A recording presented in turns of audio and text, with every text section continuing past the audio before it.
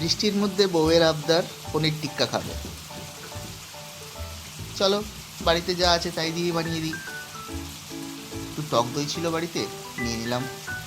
তারপরে কি, গোলমরিচ, একটু ধনে গুঁড়ো, একটু জিরে গুঁড়ো, একটু কাশ্মীরি লঙ্কা গুঁড়ো, একটু গরম মশলা, আর তোমার চাট মশলা তো থাকেই সবসময়, দিয়ে দিলাম। আর বেসন, সব বাড়িতেই থাকে। এবার ভালো করে একটু মিশিয়ে নিলাম। আর লবণটা ভুলে গেছিলাম। আর একটু গরম তেল দিয়ে দিলাম। চলো, এবার একটু ঘেটে নিই ভালো করে। এবার পনির, ক্যাপসিকাম আর টমেটো দিয়ে আবার ঘেটে নেব। সব কটাকে একদম ঘেটে করে দেবো। দিয়ে এইবার একটা সরু সুচলো কাঠির মধ্যে সব কটাকে গুঁজে দেবো। দেখো তো কেমন লাগছে।